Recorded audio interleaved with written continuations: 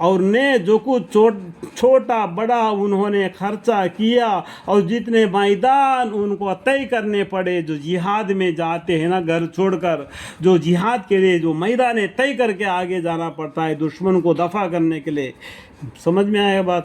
یہ جہاد کے بارے میں یہ سب بھی ان کے نام نیکیوں میں لکھا گیا تاکہ اللہ تعالیٰ ان کو ان کے سب کا کاموں کا اچھے سے اچھا بدلہ دے۔ اور ہمیشہ کے لیے مسلمانوں کو یہ بھی جینا چاہیے کہ جہاد کے واسطے سب کے سبھی نکل کھڑے ہو، سبھی آدمی ایک ساتھ گھروں میں عورتوں کو چھوڑ کر سبھی آدمی جہاد میں چلے جائیں گے تو کیا نقصان ہو جائے گا؟ نہیں تو اس لیے تھوڑے آدمی جائے تھوڑے آدمی پیچھے رہے، آگے دیکھیں گے۔ تو ایسا کیوں نہ کیا جائے کہ ان کے ہر بڑی جماعت میں سے ایک چھوٹی سی جماعت جہاد میں جایا کرے تاکہ باقی ماند لوگ دین کے سمجھ بوجھ حاصل کرتے رہے۔ تھوڑے اتنا جماعت میں تھوڑا سا جماعت جہاد میں جائے، باقی جماعت نماز کی پابندی کرے، اور جو جہاد میں گئے ان کو جیت حاصل ہونے کے لیے اللہ سے دعائیں مانگے اور دین اسلام کو علم کو سیکھے، اور تاکہ لوگ اپنی اس قوم کو جب کہ وہ ان کے پاس واپس آئے، جب لڑائی میں جیت کر واپس آ جاتے ہیں تو تب تک ان کے دلوں میں جو قرآن نہیں پڑھا، نماز بھی نہیں پڑھے ہوں گے، کچھ دل دین سے دور رہے اور کھٹک دل ہو گیا۔ جہاد میں کیا ہوتا ہے؟ دل گھٹ ہونا پڑتا ہے۔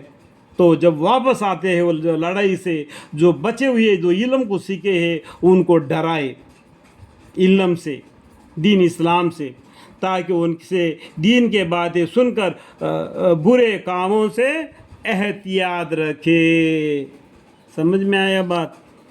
ایمان والو ان کفار سے لڑو جو تمہارے آس پاس رہتے ہیں، اور ان کو تمہارے اندر شکتی پانا چاہیے۔ دیکھو یہ آیت کو لے کے ہے نا کافر لوگ مسلمانوں پر انگلی اٹھاتے ہیں۔ دیکھو یہ قرآن میں یہاں پر یہ آیت لکھی ہے، آج مسلمانوں کو معلوم نہیں یہاں پر یہ آیت لکھی ہوئی ہے کر کے، کتنا شرمندگی کی بات ہے۔ وہ کیا بولتے ہیں؟ اے ایمان والو ان کفار سے لڑو جو تمہارے آس پاس رہتے۔ سمجھ میں آیا بات؟ ان کو تمہارے اندر سختی پانا چاہیے، یہ بولتے ہیں۔ تو کیا بولتے ہیں یہاں پر آگے اور پڑھیں گے تو معلوم پڑ جائے گا کہ پولیس کو سویلین سے ڈر لگتا ہے، اگر کوئی غلطی کام کرے گا تو پولیس ہم کو پکڑے گا۔ سمجھ میں آیا بات؟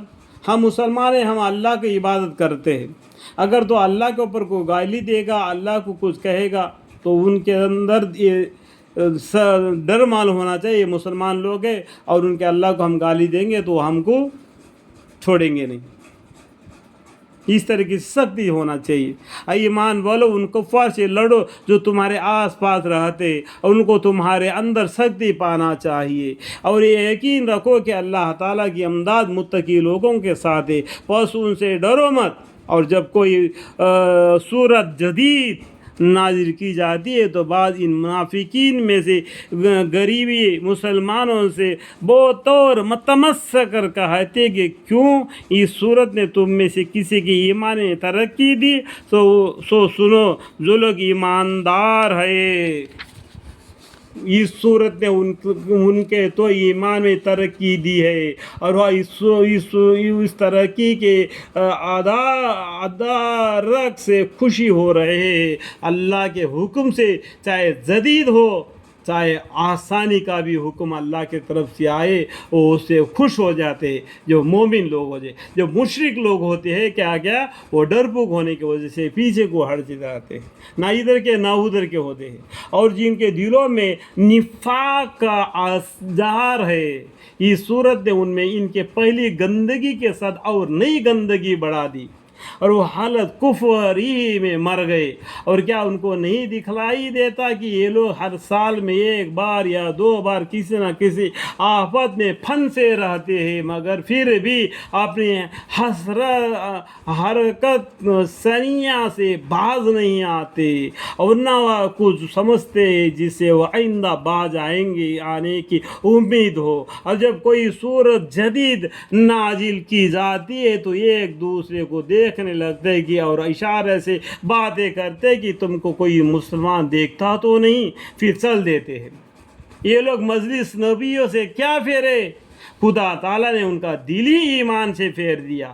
سمجھ میں آیا بات؟ خدا تعالیٰ نے ان کا دل ایمان سے پھیر دیا اس وجہ سے کہ وہ مات بے سمجھ لوگ ہیں کہ اپنے نفع سے بھاگتے ہیں، اپنے فائدہ سے بھاگتے ہیں، یہ دنیا چاہتے ہیں، یہ دنیا قلیل ہے، اللہ تعالیٰ آخرت چاہتا ہے.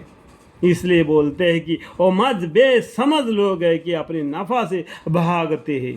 اے لوگوں، تمہارے پاس ایک ایسے پیغمبر تشریف لائے. دیکھو یہاں پر کیا بولتے ہیں، اے لوگوں، مسلمانوں نہیں، اے لوگوں مطلب کیا ہے، تمام جہان کے لوگوں، جو مذہب کو اختیار کر رکھا ہے وہ ہم سے مطلب نہیں. تو یہاں پر کیا بولتے ہیں، سبھی انسان ہیں، سبھی کو اللہ تعالیٰ بولتے ہیں اے لوگوں، تمہارے پاس ایک ایسے پیغمبر تشریف لائے جو تمہارے جنش بسر سے ہے، جن کو تمہارے معذرت کی باتیں نہایتی گران گزرتی ہے، جو تمہارے منافعات کے بڑے خواہش مند رہتے ہیں. یہ حالت تو سب کے ساتھ ہے، بالخصوص ایمانداروں کے ساتھ بڑا ہی شفیق اور مہربان ہے. پھر اگر یہ روگردانی کرے تو آپ کہہ دیجیے کہ میرا کیا نقصان ہے، میرا کیا نقصان ہے کہ میرا لیے تو اللہ تعالیٰ حافظ و ناصر کافی ہے. چاہتے ہیں اللہ تعالیٰ سے کیا بولتے ہیں، اللہ تعالیٰ آپ کہہ دیجئے. دیکھو اللہ تعالیٰ بولتے ہیں ہمارے پیغمبر صلی اللہ علیہ وسلم کو، آپ کہہ دیجئے کہ میرا کیا نقصان ہے کہ میرے لیے تو اللہ تعالیٰ حافظ و ناصر کافی ہے، اس کے سوا کوئی معبود ہونے کے لائق نہیں. میں نے اس پر توکل، یعنی میں نے اس پر بھروسہ کر لیا، اور وہ بڑے بھاری عرش کا مالک ہے. الحمدللہ رب العالمین.